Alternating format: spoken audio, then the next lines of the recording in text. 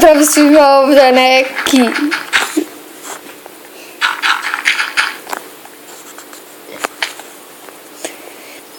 Zašto? Zašto?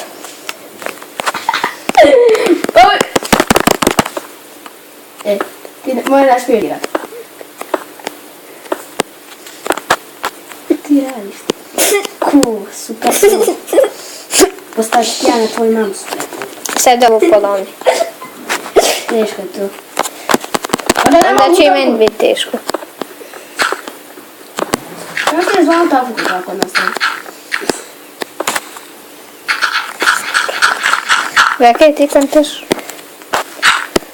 Kako je tvoja ocjena od super klub? Da. Znači, to je tvoja ocjena, ne moram ti ni davati. Šalim se. Zašto sam? Onda ću sljedeći put praviti od ove najbolje ocjene. To ti ne znaš. Ništa. Pa rekla si jak ne može super. A za sebi očekivati lijepo. Da, i ocjene su super pup, ok, good, epic, legendary, amazing, super legendary i NLB. Yep. I ova izbrisao stolicu. Najbolja ocjena je to bila. Evo, tvoja ocjena je epic. Thanks. Još ne mogu li sad ću. Evo samo moje. Sad čekaj, znam šta bi mogo još dodati. Zaboravio sam nešto me je pao da kad sam prvi put... What? Krave. Dobro. To nije dio. Šta si krave postavio? Sorry. Ti si postavio. Nisam me vidi mentori. Nisam ja postavio. Došlo je. Došlo da ovdje.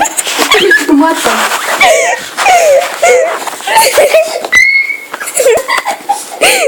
Katuje. Čekaj, nemoj još ti. I nastavljamo. Ali on nešto pokušava prepraviti. Gdje majke da vidim što? Ljudi! Pa valjam sam se ja sjetio staviti ljude.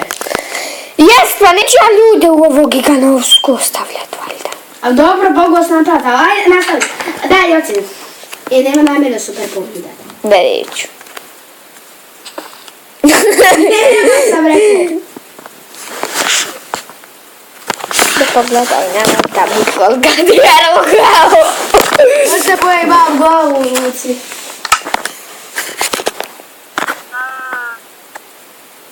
Da vidi.